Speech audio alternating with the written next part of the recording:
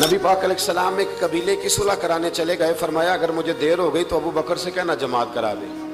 جس ابو بکر کو نبی پاک مصلی پہ کھڑا کرے وہ واقعی ساری امت کے امام ہیں, جنہیں حضور مصلی دے. ابو بکر سے کہنا جماعت کرا دے.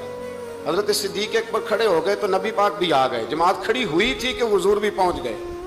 شارحین کہتے ہیں 3, 5 یا 7 صفیں تھی صحابہ کی. حضور جس صف میں جاتے صحابہ جگہ چھوڑ دیتے. یہ بخاری مسلم ہے.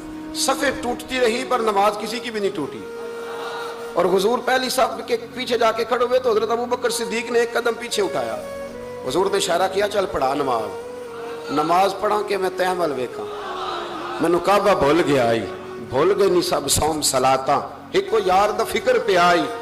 2-3 دفعہ حضور نے اشارہ کیا پر جناب صدیق اکبر پیچھے ہٹ گئے. حضور مصلی پہ چڑھے نماز پڑھائی تو نماز کے بعد فرمایا جب میں نے جو کہا تھا.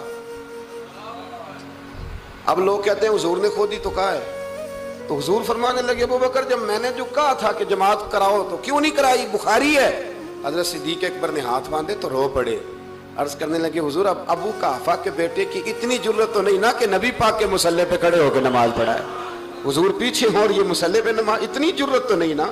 تو رسول اللہ کی محبت اصل ایمان, یہ جو محبت ہوتی ہے نا یہ شوق پیدا کرتی ہے. محبت وارفتگی لاتی ہے, محبت جینے کا طریقہ بتاتی ہے. یہ جو لوگ محبت نہیں نہ کرتے وہ روٹی کھاتے ہیں پر بغیر نمک کے. وہ ایک بزرگ تھے تو کسی نے ان سے کہا جی آپ نے آج تقریر میں عجیب بات کر دی ہے کہ نماز بھی پڑھیں, روزہ بھی رکھیں, حج بھی کریں, زکوٰۃ بھی کریں, صرف نبی پاک سے محبت نہ کریں تو مار پڑے گی. صرف حضور سے محبت نہ کریں تو یہ کیا بات ہوئی, میں نے نمازیں پوری پڑھی, حج کی, صرف محبت ہی نہیں کر سکا تو اللہ کیوں مارے گا. تو وہ فرمانے لگے کہ میں چونکہ تویز دھاگا بھی کرتا ہوں, پیر ہوں.